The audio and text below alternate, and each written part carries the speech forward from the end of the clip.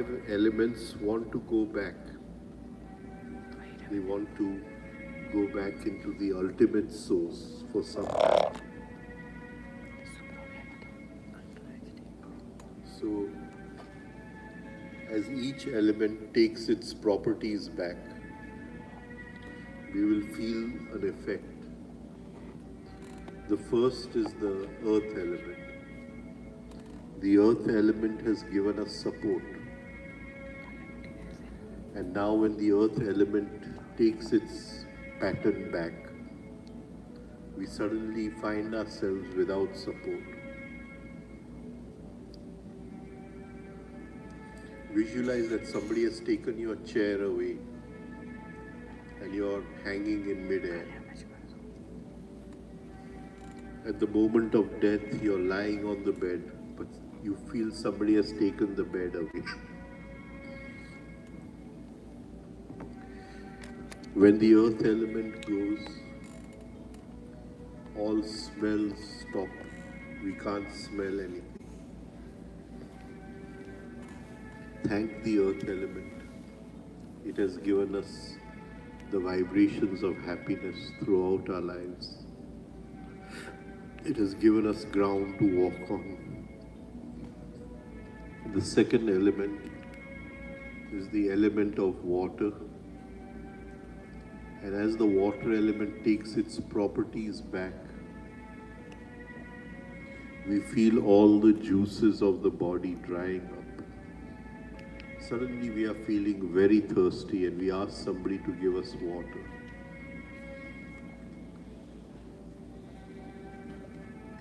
All our feelings, all our affections are because of the water element. And we have enjoyed these feelings and affections throughout our life. Thank the water element.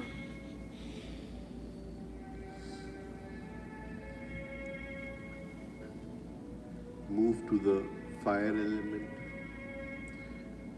When the water element goes, taste goes with it. So the taste is because of the water element. So we've enjoyed so many different tastes in our lives. The fire element, and when the fire goes, suddenly we become blind, we can't see. Again, as the element comes back, we can see again. It has given us warmth and comfort. It has burnt impurities. Thank the fire element. Move into the air element or the wind element. It has allowed us to move all over the earth wherever we wanted to. It has given us the quality of feeling, of sensation, the sensitivity of the skin, of touch, of hugging someone. We thank the wind element. And last, the ether element goes, the Akash Tattva goes. And when the Akash Tattva goes, we suddenly feel we've become deaf for some time. Just as when the fire element goes, we feel we become blind for some time. Again, the element comes back and we can hear and see again. As death approaches, these symptoms grow and they start coming faster and faster. The gap becomes smaller and smaller. As death approaches, all the energy of the body is pulled to a center below the backbone. So we feel a deep pulling within the body, very deep pulling, as if all the energy is concentrating on one point below the backbone. Feel the energy. It is the pulling of the string of the bow on which the soul will leave the body. In the last 3 minutes, we will see our lives rewinding. From an old person, we'll become young again, a young child again. And we'll go through the main milestones of our lives. If you feel like changing anything, pause that film and change it. Change the decision you made at a certain time in your life. At the final moment, we'll see a lot of light, and in that light, we'll forget everything of this life.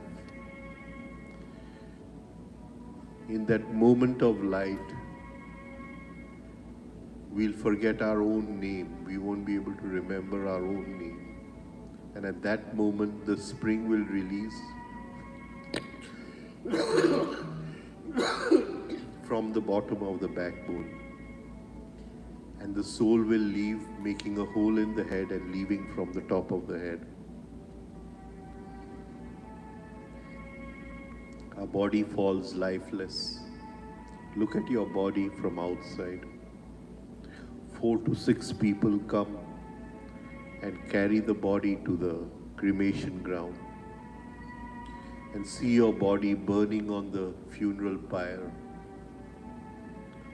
Slowly it is being reduced to ashes.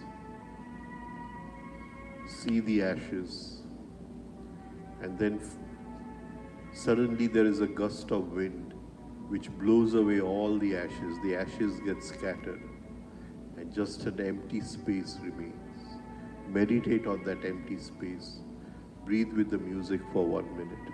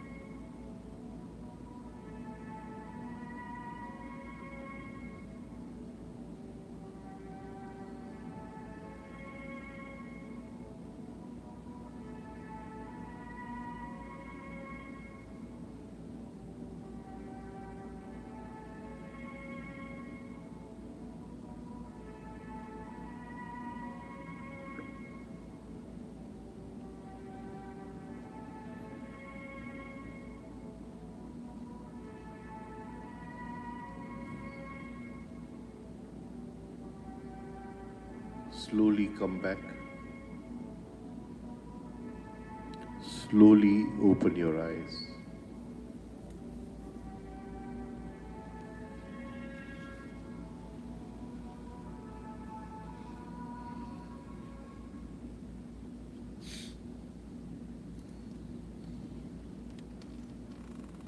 Rajen, I have one question. Yeah.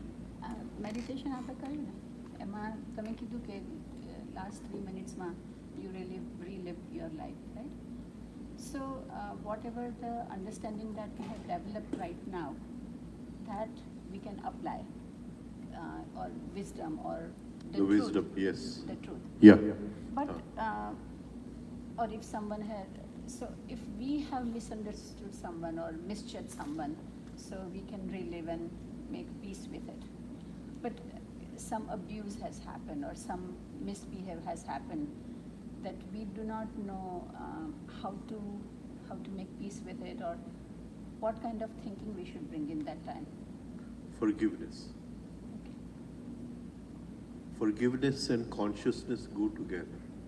Mm-hmm. If we cannot forgive, we cannot rise in consciousness. They always go together. And forgiveness is general. It is not individual or personal. I cannot forgive you and say I'll never forgive her. Can you understand? Whether I want to or not, the other person is forgiven. And that is a sign that I'm rising in consciousness. if I'm still holding old grudges, you understand? Maybe you did something 20 years ago, but I'm still holding old grudges, right? That is, then I'm still nursing, I'm still giving water to the sanskar of revenge. And people have grudges. You see, there may be family grudges, friend grudges. Can you understand? So grudges in Gujarati we call as gato. Right? And it could relate to the material world. It could relate to relationship. So, and sometimes there are bigger grudges between two brothers. Can you hear it? So, if you want to walk on the path of consciousness, then you must be able to forgive.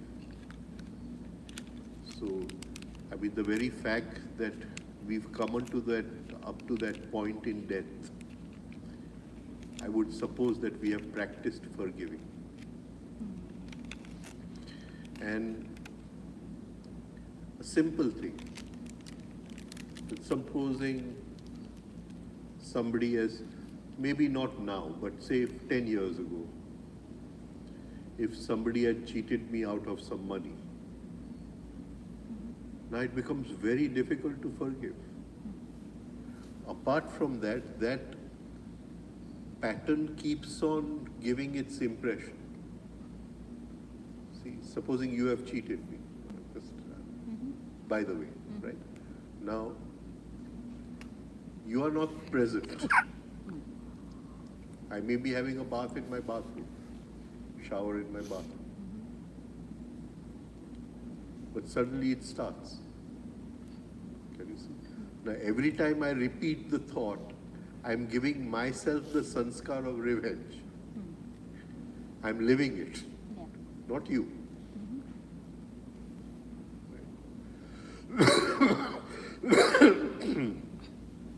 So that sanskar of revenge is becoming more and more Stronger. strong.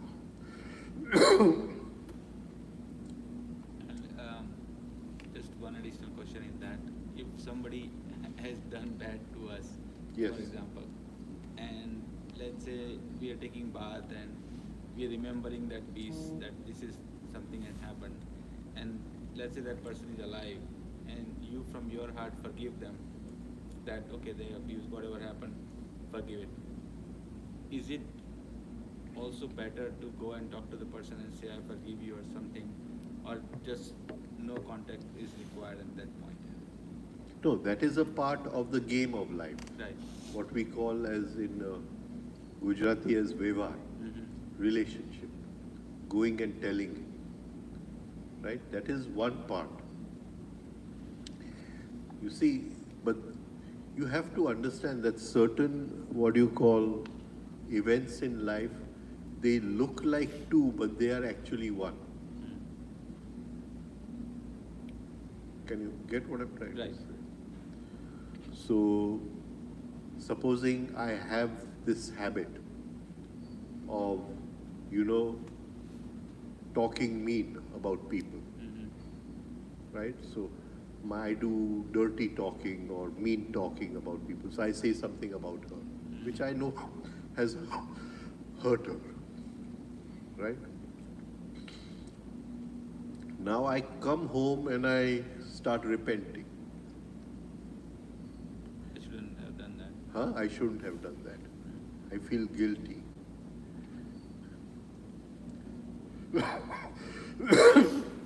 Now, unless I can create the fire of tapa inside, that pattern is not going to burn.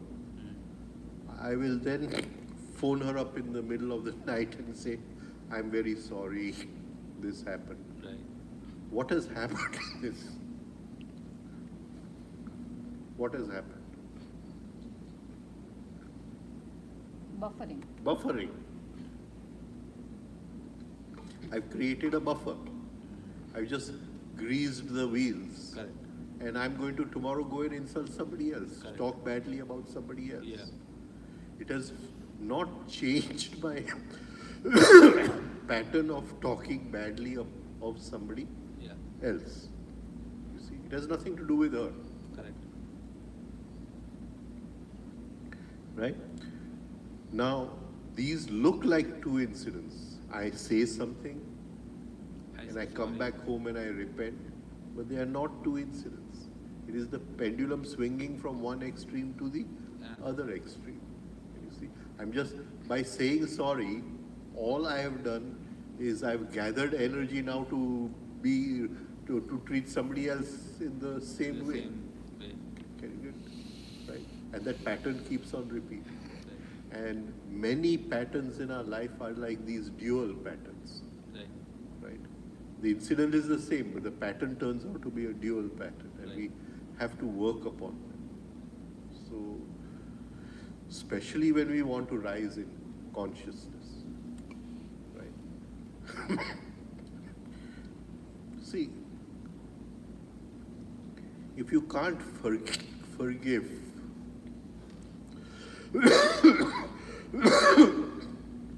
how can you talk about non-violence? See, if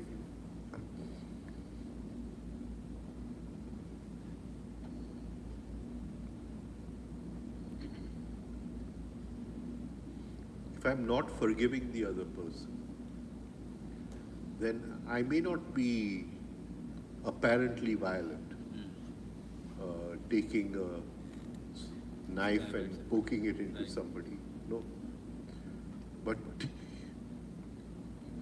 here I'm sitting, sitting at home, and that person is being repeated in my mind, and I'm essentially doing the same thing of taking a sword and cutting up that person. Yeah.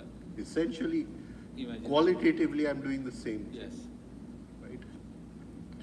So, the pattern of forgiving is something which we have to keep on practicing. Now, what is the way to do it? Way to do it. So, the thought comes that somebody has cheated me, and I have to drop the thought immediately. Now I drop it, I may get a gap of 1 or 2 minutes, but again the thought will come. Again I have to keep on practicing dropping the thought. Right? So, this is called as Vairatyag, the practice of Vair means taking of Revenge. Revenge. Right? So, the practice of dropping the, what do you call, Revenge. and it's not an easy thing, because that money may have been very important to me. Right. I may not have just now enough money to pay my bills also, Right. and somebody has cheated me, right? And so I have to keep on practicing this till I come to a state where it becomes sort of spontaneous. Now, Right. there is no need to this thing. And then what remains is the state of non-violence. Right. Now, forgiving is your nature. Right. It's become your nature. Nature. Now, you don't have to make the effort. Correct. Only then can you rise in consciousness. Right. But to hold the, what do you call, Revenge. the pattern of revenge, and if I make an effort to rise in consciousness, all I will use that consciousness for is of more mean ways to hurt somebody. Okay. And that is wrong, because the byproduct of consciousness is love. Right. And if the byproduct of consciousness turns out to be for, revenge, then I'm on the wrong path somewhere. Right. And there must be an understanding. See, seeds are of different kinds. Right. So, what would be the worst seed to sow? Revenge. Revenge. Nothing can go, only I think self-pity is below revenge. Self-pity is even worse than revenge. But you can say they are nearly at the same level, Wavelength. Yeah. right? So every time I'm sowing the seed of revenge, because every time I get the thought, I'm sowing the seed again, I'm sowing the seed again of revenge. What am I inviting? Similar events. What am I inviting? Can I invite happiness in life? It's not possible. Not possible. It's not possible. I'm just going to invite repeated suffering. Right. Repeated suffering. Right? And I know So- we have lecture, but I had a very specific question about the death, the way you started. But should I ask now or should I ask later? No, ask now. Okay. So No time like there now.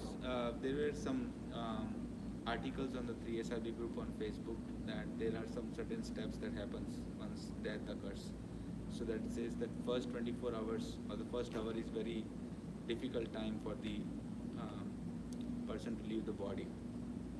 And then there is a second step, third step, and there is a Gayatri mantra like you have to do for 40 days or 45 days. No. You mixed up everything. Right. You sort of mixed up everything. The thing is that when the soul leaves the body, for the first hour, the speed is the fastest, so it's in the highest dimension of time, Okay. right? And to be aware in that time, to bring consciousness, and that happens for the first hour. That is why the first hour is important, very important. So the first hour after death is very important. And it would be nice, to have a friend or someone next to you when you're dying, right? Of course, so that person keeps reminding you what you have to do, Okay. you see? And that is very helpful, because there is no, this thing that suddenly some negative thought will not come and we get identified. Okay. Yeah. Even after leaving body, At the moment of leaving the at body. the moment. And whether we accept it or not, most people get the thought of sex. Get that? Because the energy of death is the same as energy of sex and energy of birth. So most people, they get the... So there's a very famous Zen story where there's a Zen master, and at a certain time, the monastery, the bell had to be rung. So there was this student ringing the bell. And the master comes from behind and hits him hard with a bamboo on the head. And he dies. And the master is then, all over his name and all is embellished, because, and of course there can be no, law against the master, because when you go into a Zen monastery, you have to sign that the master is allowed to also kill you. Yeah. So that is one way of looking at it. Another way of looking at it is the Zen master. He could see that death was coming here. Yes. And death was coming, and this guy was daydreaming maybe in something and ringing the bell at the same time. So he hit him with the bamboo. And at that moment of death, it allowed him to become aware and conscious. Now, one side you can say he committed murder, and the other side you can say he tari dido, suke Gujarati bapre. I don't know what you would say. It helped. Usko Yeah, tari dido. tari dido, you see. So it is which way you look at it. Right. Which way you look at it. He helped him to cross to the other shore. Right. Right? So what is happening at the moment of death? If we are just a victim of our normal everyday thoughts, then it's not going to change the quality of death. No? And then you said that there is a friend sitting near you, and the friend has to remind you. The friend has to remind you about the guru, or The guru is always there to help. Help you, So if you right. remember, the guru comes and helps you. Right. So you said that forgiveness, right?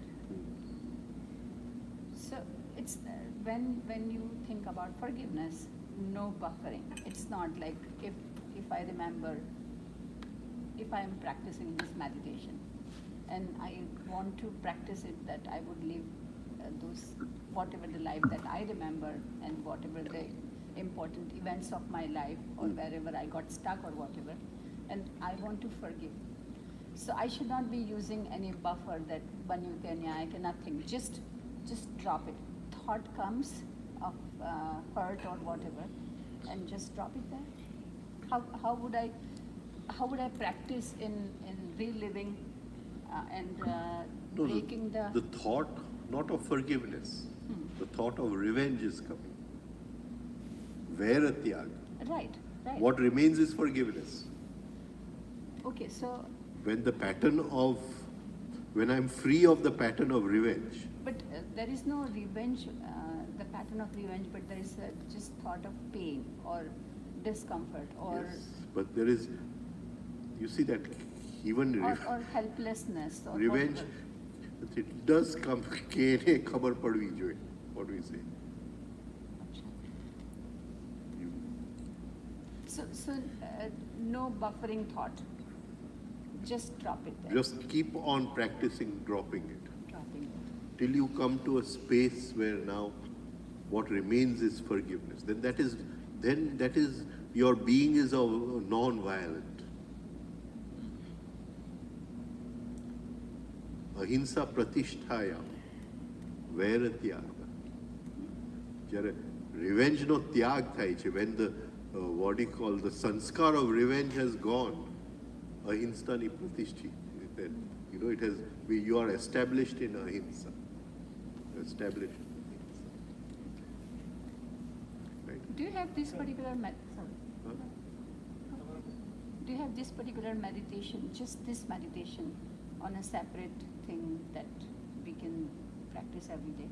Which meditation? And this the death practice of death. No. I just started it with the Mahavidyas. Okay. So we can create, right? I mean, Right. Can you send us one? Yeah.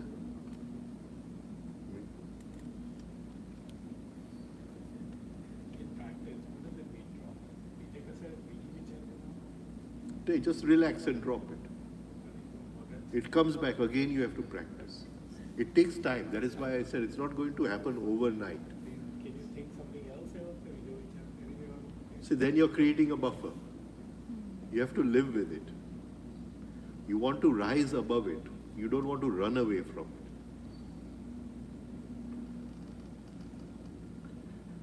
it. Definitely, it's better to think of something else than to hold on to that thought. There you're absolutely right.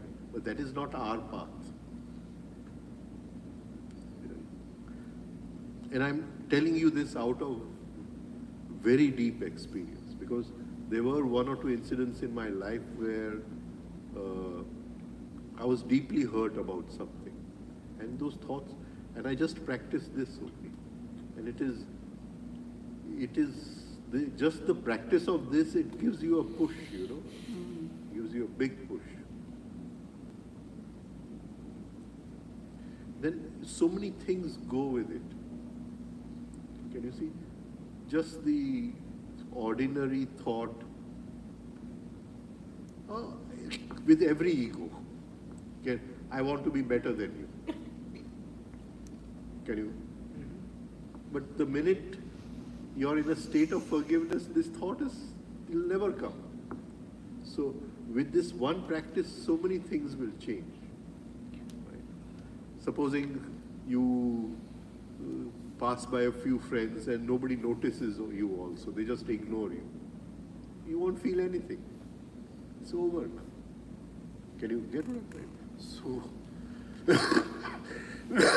with this one practice, many other things will transform. The small nitty-gritties of the ego will transform. And Uncle, so It is difficult because it could have been something very valuable which somebody has taken from you. So the thought is bound to come. Can you get it? Thought is bound. And you see, your ego feels somebody has pushed it down, demeaned. How can somebody cheat you, you know? So this could help, right? That we see our ego being hurt, and then Wherever it's the, not important. wherever the ego is hurt, it is useful suffering. So we can think on those terms, right? That this is suffering, and I have to take it.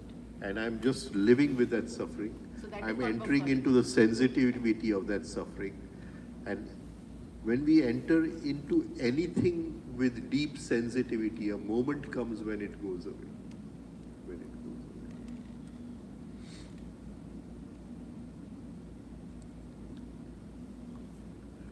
That moment is, there's nothing, the mind is totally empty in that moment.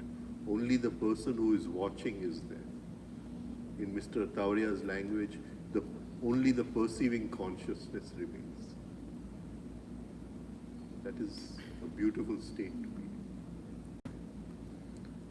Yeah, sorry. No, it's fine. I'm just going to recall all that read about that 1 hour, the first 1 hour. So first you see light, then you have to follow the Guruji. The Guru is there. Ask I for- can't hear, sorry. Okay. You're looking for Guru after that, and Guru comes and help you to go to that next level. See,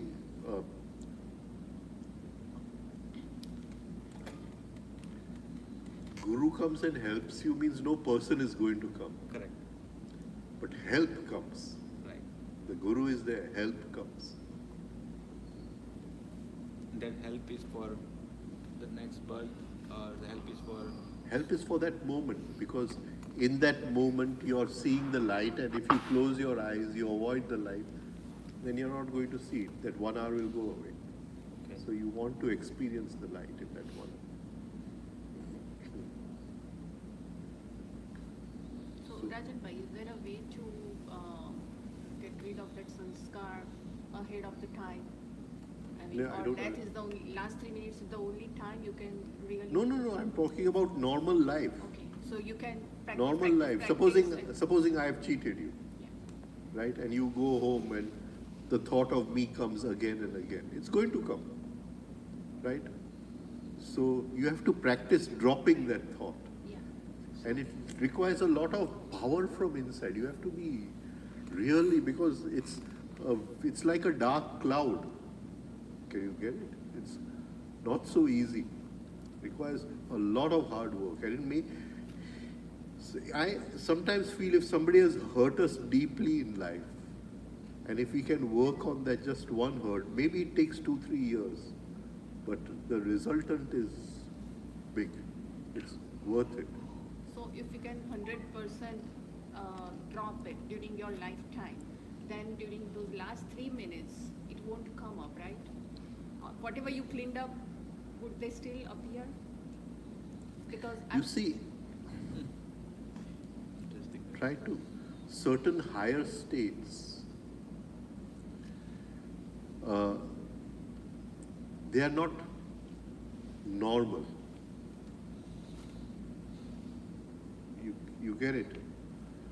What I'm trying to say. Supposing you go to New York and you climb into that big tower, the Empire State Building, right? You're not living at the top over there. After some time, you have to come down. Right? Now, say after 3 months, you may want to go up again. So, certain states, they are momentary, or not momentary, but you can't live in them for a longer. You have to come back to a lower state. And one of them is compassion. Can you give, right? So you come to a state of forgiveness, and at a certain point you rise into a state of compassion. The foundation is forgiveness. Yeah. Compassion towards the person who has Right. ill-treated you. Ill-treated. And it's such a beautiful state to be in a state of compassion. See, we go step by step if we say that if nobody can cheat me without my invitation. Right. So the first thing, even if I want to work upon that pattern of revenge, right, I have to be able to say to myself, it is not his fault, it is my fault. I invited him to do this. Can you understand? Right?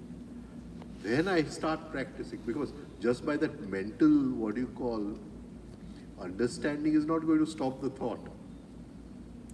You get it?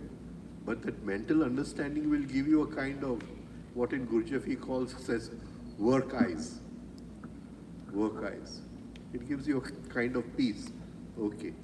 Right? And it helps you to drop the thought. Okay, it's not, it doesn't happen just like that. Right? Somewhere I have invited this.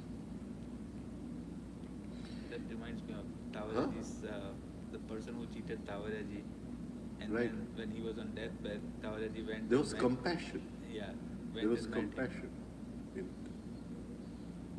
I think what she was asking is that in our mechanicalness, whatever has happened has happened. Right.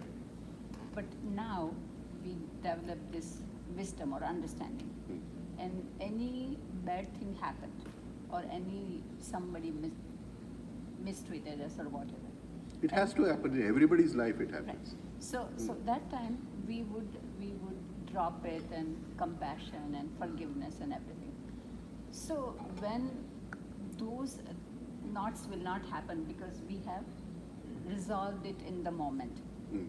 So when we relive those in 3 minutes, this events. That is will what I not- was trying to come to. Hmm. Okay, in those 3 minutes, there will be a shining of compassion when that point in life comes. You understand? Now you will thank that person that you cheated me, because now I have achieved this higher state because of that. Wow. Okay. So everything good will also appear. Okay. Okay. At the last 3 minutes. See, compassion is not feeling sorry for someone. Right? Compassion is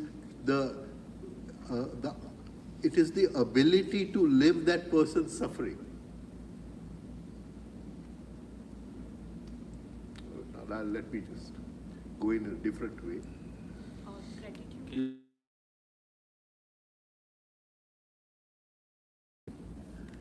Yeah, in a way love, but there is see, supposing, say you have one person and he cheats here, he cheats here, he cheats here. He cheated, supposing he cheats me also, right? Now I understand that and I start working upon it. Right?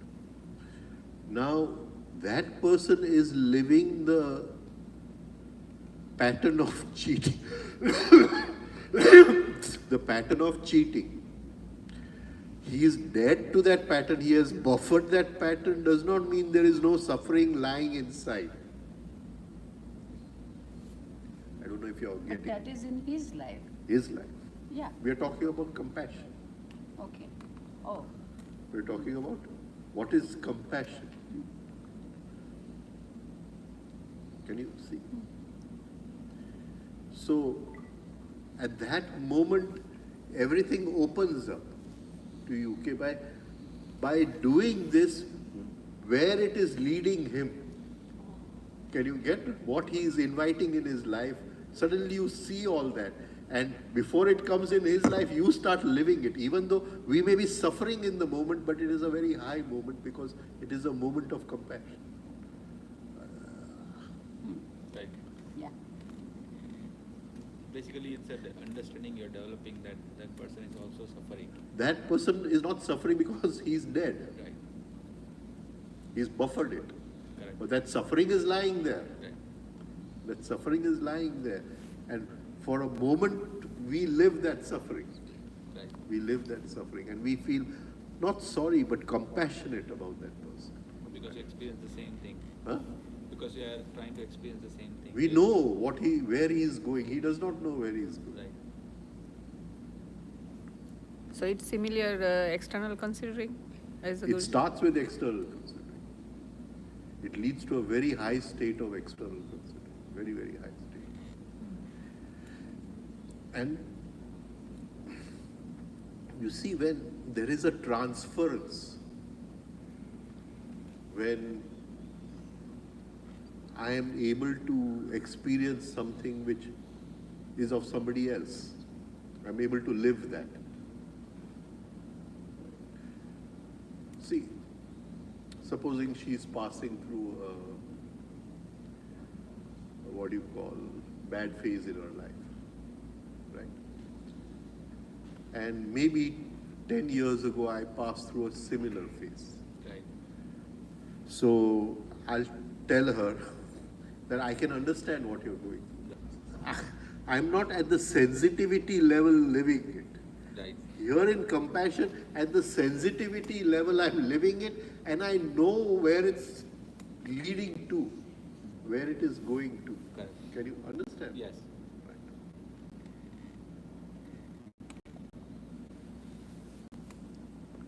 So that is compassion. So what you are saying is, once we clear all the applying the wisdom and totally understanding and going to the sensitivity level and all that, so we cleared our life events.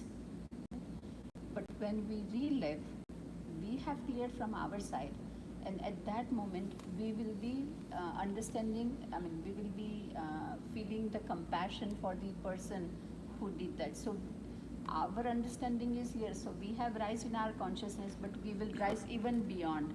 We will rise to a more higher More state higher. because of that person. We are feeling compassion. Compassion. From forgiveness, we have gone to compassion. Okay, understood.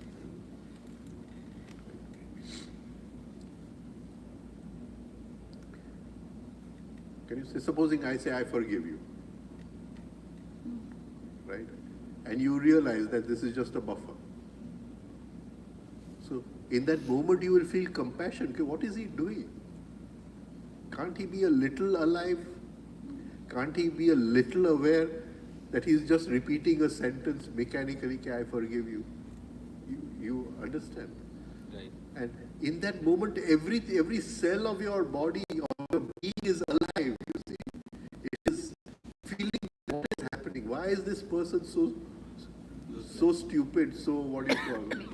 Mechanical. Yeah. There's nothing you can do about it.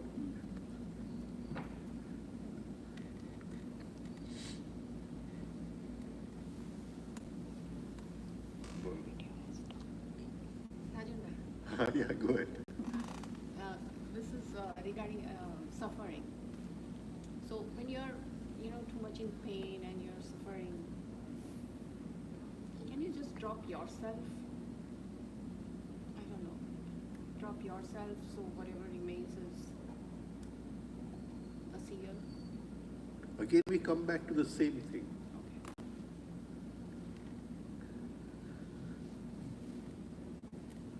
Okay, first of all, who is responsible for the suffering? Who is responsible? Right? So first of all, responsibility. That if this suffering has come in my life, somewhere I have invited it. Somewhere I have invited. It is not her fault, it is not her fault, it is not her fault. Can you get what I? And this is very difficult to accept this. Somebody may have married wrong, right? And there must be a fight with the husband every day. It happens, right? Now to accept it, I'm at fault, it's my husband's fault. Can you see? So it all boils down to that this suffering has come because I have invited it.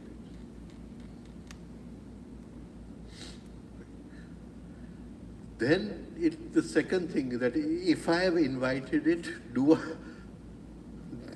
I want it to repeat? This is all intellectual understanding. The minute I find fault with somebody else, that the suffering is because of him or her or whatever, I am sowing the seed of repetition. Okay? Right? So, I don't want to sow the seed of repetition. If I run away from it, like he said, you have some other thought. Right? Then it's going to come back. You see, I have to rise above it. I have to rise up to a state where I can look at suffering from above. And for that, I cannot run away. I have to bring it down to the sensitivity. The level of sensitivity, whether it is emotional suffering, when there is pain and there is inner friction with that pain, and that inner friction creates heat, and that is the heat of tap. You don't have a proper English word for tap, austerity. And if I can hold that fire for some time, then a part of that pattern burns in that fire. Penance. Huh? Penance. Penance. Penance. To allow it to burn. But before anything else, there must be understanding, at least intellectual understanding of what I'm doing.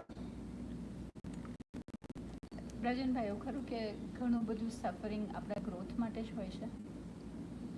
Now that is a different thing. You see,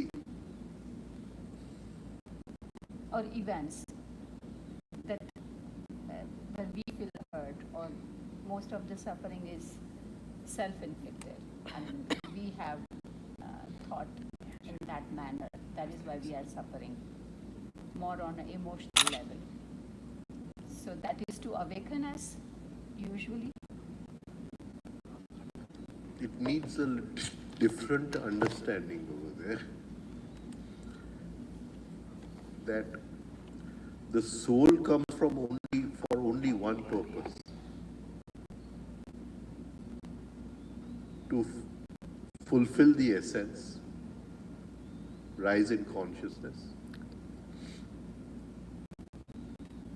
એટલે the soul realizes that so many things are missing in me, and so many things can only be developed if these kind of events come in my life, not the exact event. That is destiny.